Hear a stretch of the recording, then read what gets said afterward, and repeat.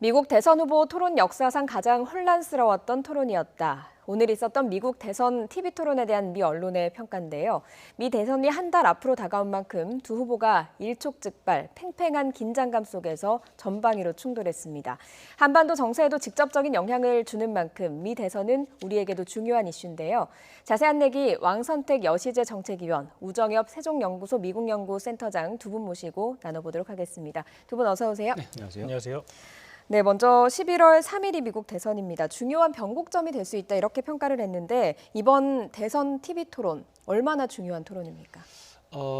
토론회가 열리기 직전까지는 굉장히 중요했다라는 평가를 받고 예. 관심을 끌었습니다만 토론회가 끝난 다음에 보니까 크게 어떤 상황의 변경이 있을 것 같지는 않다 이런 평이 많습니다. 예. 그래서 결과적으로는 중요하지 않은 그런 토론회가 될 가능성이 많다 이렇게 볼 수가 있는데 예. 이게 왜 중요하다는 평가를 사전에 받았냐 하면 원래 미국의 대선이 6월, 7월, 8월을 거치면서 선거 유세가 진행이 되면서 이제 그게 1차 토론회까지 오면서 이제 어떤 대세가 형성이 되거든요. 예.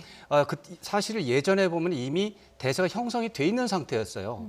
근데 이번 선거는 아예 선거 유세가 없어져 버린 거죠. 예, 코로나19 코로나19 때문에. 예. 그래서 어떻게 보면 지금까지 추세가 그냥 아무런 움직임 없이 쭉 이어왔다가 그야말로 두 후보가 서로가 생각하는 반전을 이끌어낼 수 있는 예. 최초의 기회였다는 거죠.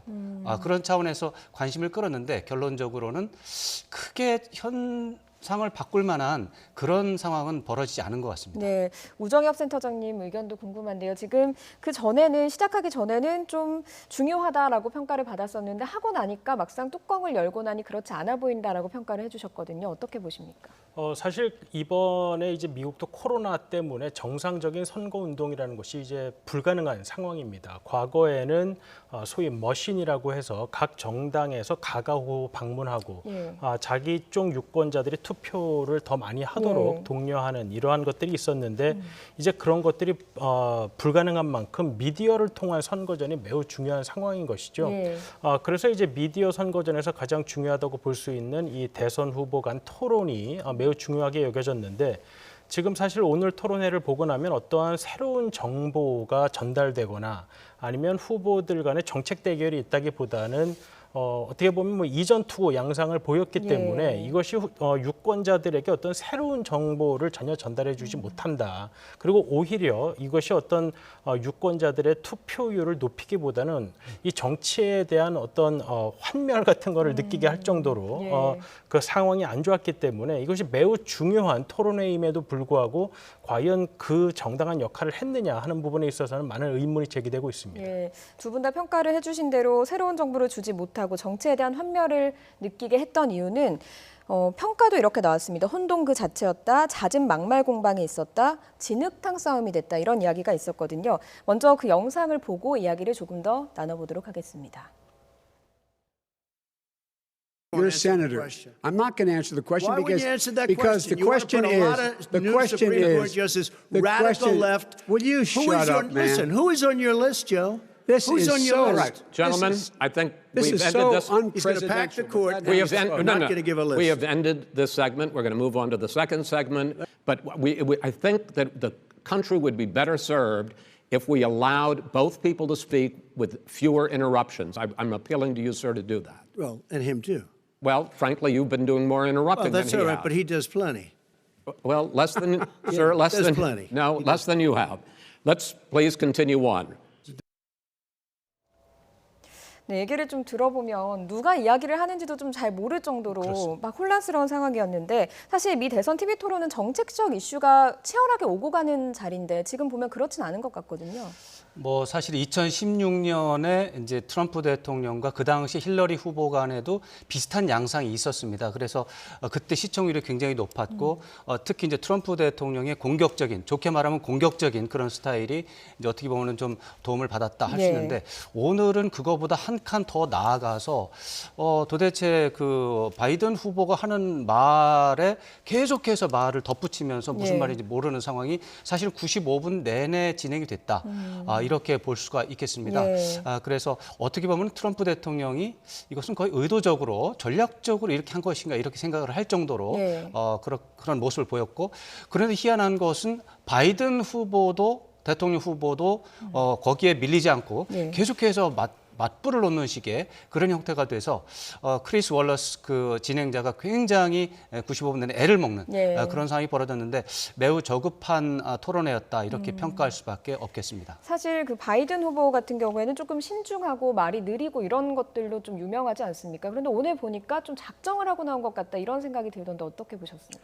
그러니까 이번 토론회 이전부터 바이든 후보 측은 뭐 강하게 나갈 것이다라는 것을 이제 이야기를 했는데 문제는 오늘과 같은 형태로 토론회가 이루어지는 것이 과연 바이든 후보에게 유리하게 작용을 한 것인가 하는 예. 의문은 들고 있습니다.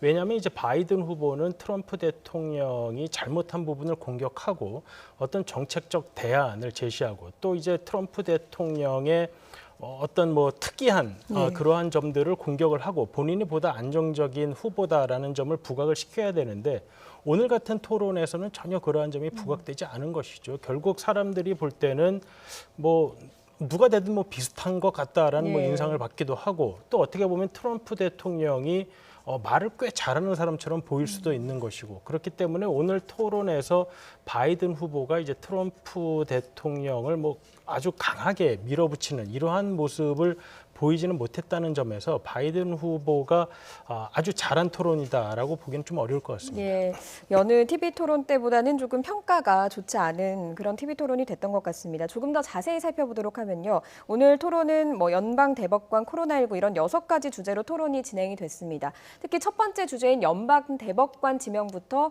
사회주의자다, 뭐 거짓말쟁이다 이런 이야기들로 격돌을 했거든요. 어떤 내용인지 좀 설명을 먼저 해주시죠. 네, 말씀하신 것처럼 이제 90분 동안 토론회가 있는 것이고 이것을 6개의 주제로 나눠서 이제 예. 15분씩 끊어서 가자 이런 이제 계획을 가지고 시작을 했고요.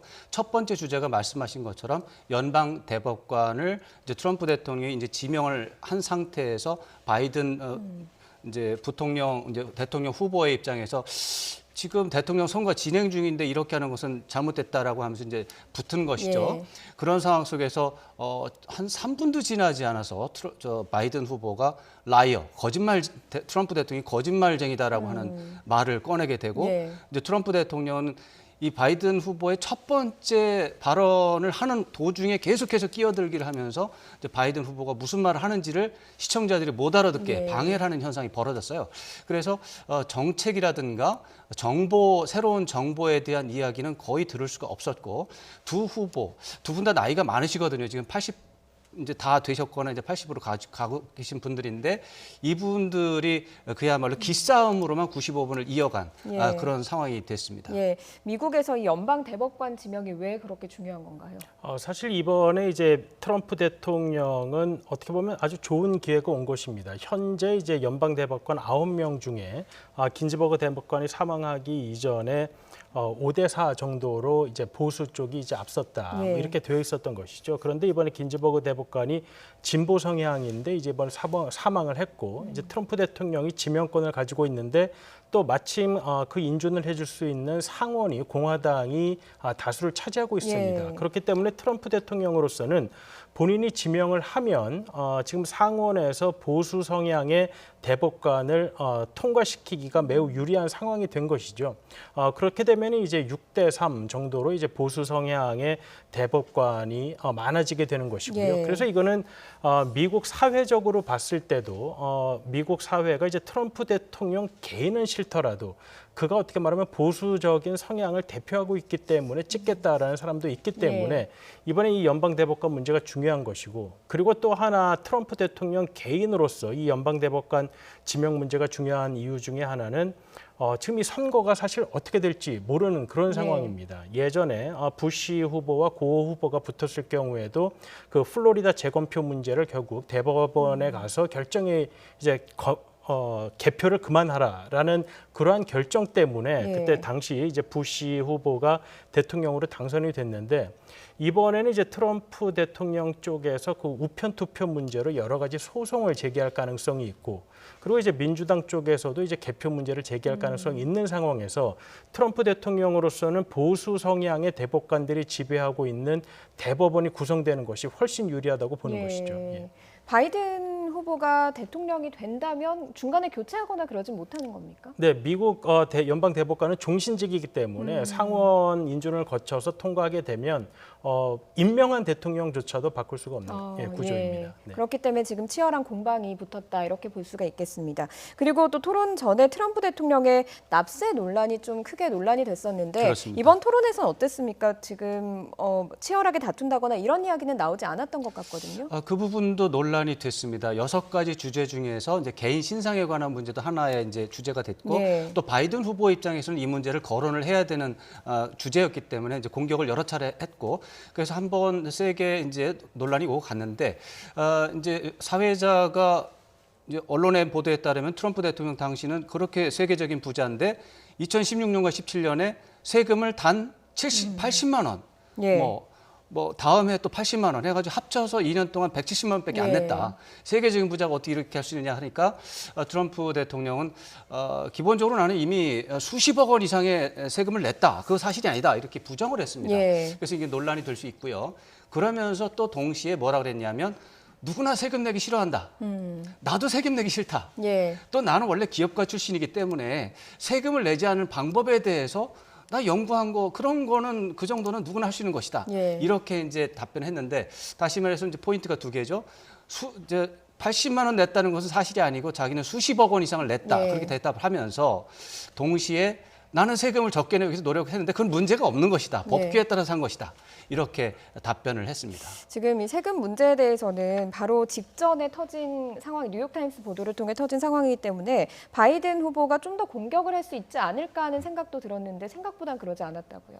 뭐 사실 이 문제가 트럼프 대통령이 법을 어겼다면 뭐 큰 문제가 오히려 큰 문제가 될 수 있겠지만은 사실 법을 어긴 거는 지금 아닌 것처럼 보입니다. 예. 그러니까 우리가 상식적으로 봤을 때 이 돈 많은 사람이 이 정도 세금을 안 냈다는 게 좀 이상해 보이긴 하지만 예. 트럼프 대통령 본인이 이야기한 대로 뭐 소위 말하는 비용 처리 같은 것을 통해서 세금이 부과될 수 있는 소득을 굉장히 줄인 것이거든요. 예. 물론 이제 그런 데는 본인의 소득 중에 딸인 이방카 트럼프에게 컨설팅 비용을 아주 막대하게 지불을 했는데 그런 것도 이제 비용으로 처리한 것이죠. 그러면서 이제 본인이 세금을 내야 하는 소득을 매우 줄인 그런 예. 거기 때문에 사실 뭐 도덕적인 기준이나 뭐 일반 상식에서 봤을 때는 좀 문제가 될 수는 있지만 이것이 이제 법으로서는 아무 문제 없다. 더군다나 오늘 트럼프 대통령이 이야기한 것은 그러한 절세를 할 수 있는 건 다 오바마 대통령이 만든 법이다. 또 뭐 이렇게까지 이야기를 네. 하면서 이 문제에 대한 본인에 대한 공격을 좀 피해갔다고 볼 수 있겠습니다. 예. 사실 CNN 여론조사 결과가 나오긴 했습니다. 바이든이 트럼프보다는 조금 더 잘했다. 그래서 60%더 잘했다는 이야기가 나왔고 트럼프는 28%에 불과했거든요. 두 분 다 좀 박하게 주시긴 했지만 각자요. 누가 조금 더 잘했다고 보시는지요? 이제 지금까지 CNN의 보도를 보면 제가 뭐 CNN을 뭐 폄하하는 의도는 전혀 없는데 CNN에서 조사를 하면 대체적으로 트럼프 대통령에 대해서 부정적인 결과가 많이 나왔던 것이 사실입니다. 네. 그런 것을 좀 염두에 두면서 CNN의 저 결과를 좀 봐야 될 것 같고요. 제가 볼 때는 55대 45 정도로 바이든 대통령 후보가 조금 더 우세했던 게 아니냐. 예. 저는 그렇게 생각을 하고 그렇게 생각하는 이유 중에 하나는 이번 선거에 이제 어떻게 보면은 전략적인 관점에서 그 정책이 아니라 이제 완전히 전략적인 관점에서 봤을 때 가장 관심사는 뭐였냐면 과연 90분 동안은 토론을 하면서 바이든 후보가 건강하게 생각과 토론을 건전하게 할 수 있느냐 이것이 트럼프 대통령 진영에서 관심사였습니다. 네. 왜냐하면 그동안에 슬리피조, 이제 졸린 눈을 가진 피곤한 모습을 가진 이제 바이든 네. 이런 이미지를 강조하는 게 이번 토론의 어떻게 보면 전략이었거든요. 근데 95분 내내 바이든 대통령 후보는 한 번도 피곤한 모습을 보이지 않았습니다. 네. 이것은 그야말로 선거 전략하는 사람 입장에서 보면은 대성공을 한 셈입니다. 다른 것은 물론 뭐 여러 가지 논란의 여지가 있고 말씀드린 것처럼 누가 이겼는지 말하기 어렵지만 예. 이 부분만큼은 바이든 후보가 좀 더 점수를 올렸고 앞으로 트럼프 대통령 진영에서 바이든 후보에게 슬리피조, 예. 졸린 눈을 가는 졸린 사람 이런 식으로 표현하는 것은 잘 안 먹힐 것 같다. 그렇다면 바이든 대통령 후보가 성공한 것이죠. 예, 어떻습니까? 앞서서 거칠게 반응을 하면서 안정적이다라는 평가는 좀 이른 것으로 보인다. 이렇게 이야기를 해주셨는데 바이든 후보의 그런 면에서 조금 전략적으로 성공한 것처럼 보인다라고 평가를 해주셨거든요. 글쎄요, 이제 앞으로 오늘 토론회에서 제기된 이슈가 어떤 영향을 미칠 수 있느냐 하는 것이죠. 여론 형성에. 단지 오늘 토론회를 누가 잘했느냐 하는 것보다는 오늘 토론회에서 어떤 문제가 제기되었고 그 이슈가 누구에게 유리하게 앞으로 작용할 것인가 하는 문제인데 오늘 토론회를 봤을 때 과연 바이든 후보가 앞으로 얼마 남지 않은 선거 기간 동안 트럼프 대통령을 공박할 수 있을 만큼 그러한 주제를 많이 부각시켰느냐 하는 예. 점에 있어서는 아마도 바이든 후보 쪽에서도 좀 아쉽게 생각하지 않을까 생각이 됩니다. 예. 바이든 후보가 좀 아쉬울 것이다. 바이든 후보가 조금 더 잘했다. 이렇게 두 분이서 조금은 달라진 평가를 뭐 보이셨습니다. 조금만 더 붙이자면 예. 지금 판세가 바이든 후보가 조금 앞서는 걸로 나와 있습니다. 일관되게. 예. 사실은 2달 전까지만 해도 어떻게 보면 이제 여론조사 지지율을 종합적으로 계속 관찰해 봤을 때 한 2달 전까지만 해도 6% 정도 차이로 바이든 후보가 이기는 걸로 돼 있었고 최근에 와서는 한 8% 정도까지도 격차가 벌어지면서 안정적으로 바이든 후보가 앞서는 걸로 나와 있거든요. 심지어 경합주 6개의 네. 중요한 경합주에서도 플로리다 정도를 제외하면은 안정적으로 바이든 후보가 앞서는 걸로 나와 있기 때문에 지금 오늘 토론회 국면에서는 바이든 후보는 50대 50 점수만 나와도 어떻게 보면 유리한 거죠. 예. 그러니까 오히려 트럼프 대통령이 이번 토론을 통해서 지지율을 포함한 어떤 상황의 반전을 시도를 했고 시도를 한 다음에 성공을 거둬야만 하는 입장이었는데 네. 그러니까 도전자 입장에서 토론을 했는데 말하자면 누가 이겼는지 잘 모를 정도의 상황이 나왔으니까 예. 그렇기 때문에 저는 이제 바이든 후보가 좀 더 결과적으로. 낫다. 예. 방어자 입장에서 좀 낫다. 이렇게 평가하는 것입니다. 알겠습니다. 앞서 말씀해 주신 대로 지지율은 바이든 후보가 트럼프 대통령의 8%에서 10%포인트 정도 앞서는 것으로 나왔는데요. 아직 마음을 정하지 못한 부동층 10%가 어디로 가는지가 좀 중요해 보이지 않습니까? 지금 2016년 선거를 보면 트럼프 후보가 당시 선거인단 중에 306표를 가져갔고 힐러리 클린턴 후보가 232표를 가져갔습니다. 예. 이제 미국의 선거라는 것이 이제 270표를 얻으면 이제 이기게 되어 있는 것인데요.